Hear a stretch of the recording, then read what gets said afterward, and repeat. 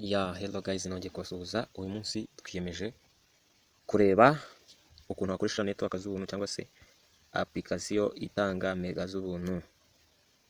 Bayita Droid VPN nk'uko mubibona. Okay. Droid VPN nk'uko mubibona.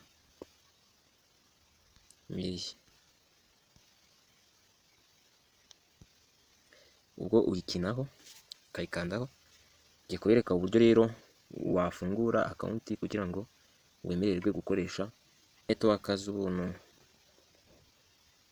Urakanda kuri utu tudotsi dutatu uri kureba hejuru ngutwo winjiriye muri application. Okay, no ugeramo kimara gukanda twa tudotsi dutatu nko kubibona urahita ubona icyo bita account. Ngo uri kuyibona account ngiyo.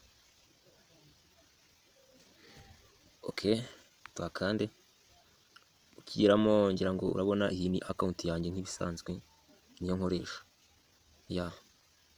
Niyo nkoresha nk'ibisanzwe kugira ngo murabibona namwe rwose ibintu mu buryohe. Tujye kanda iyi save ahangaha munsi ya save.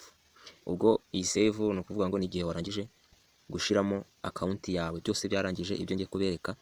Iyo urangije kubikora ubwo uhita ukanda save, ubundi ugatangira gukoresha network z'ubuntu. Turaza kubibona nubwo uhita ukanda icyo bita sign up. Tujye fungura account, sign up for free. Nkuko mubona rero ni sign up for free nyine. Fungura account ku buntu. Bahita bakuzana kuri website browser nkuko mubibona.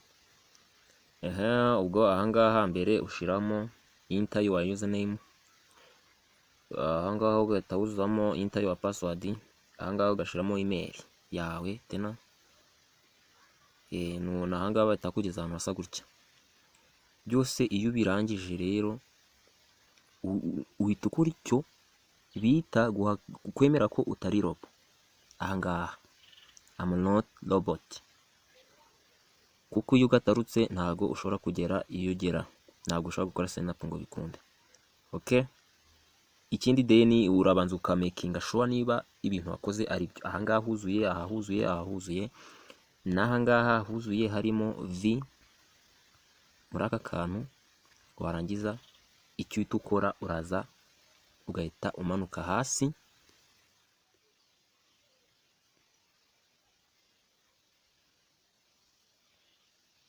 Ahangaha kuri sign up ugahita ukanda sign up. Bikaba urangije gukanda sign up ugahita bakugeza ahangaha. Urabona ahangaha njyewe nsanzwe mfite account. Ahangaha ugashiramo username aha kuri rimwe, aha kabiri ukuzuzamo password, warangiza ukemeza yuko utari robo. Ka kantu nababwiye kagaruka. Ubwo ikiba gisigaye rero uhita ukora icyo bita login. Ahangaha ni cyagiye warangije gukora iki sign up bahita bakugeza ahangaha. Ugahita ukora icyo bita login. None urangije gukora login bahita bakugeza. Iyo urangije kuhagera, iyo urangije rero gukora login bahita bakugeza muri my account. Bivuze ngo account yawe yarangije gufunguka, wemerewe gukoresha bando z'ubuntu. Ugira ikibazo nkwibutse nyaboneka watwandikira muri comment tukagusubiza, ukadusobanuza neza aho utumva. Ikindi nyaboneka ndagusabye utarakora subscribe wayikora kuri Jhima. Nyaboneka tukabagezaho utundi dusha twiza, kandi ugira ikibazo nyaboneka ntakakererane ajya dusobanuza, kandi niba ari icyo yifuza kumenya ajya twandikira WhatsApp yacu. Nimero ziba zihari muri description, ziba zihari 078 0163 061. Iyo niyo nimero yacu. Murakoze. Noneho ubwo ikisigaye uhita ujya muri application, tujye gufungura application yacu dukoreshe network z'ubuntu. Mbibutse ko yaboneka izi megabyte ni 300 extra. Igihe cyose zashirira zitangira saa 12 kongera kuba connected successful. Ni buri masaha 28 muri makeya zikoreshwa. Buri masaha 28 wemerewe gukoresha bando z'ubuntu per day buri munsi.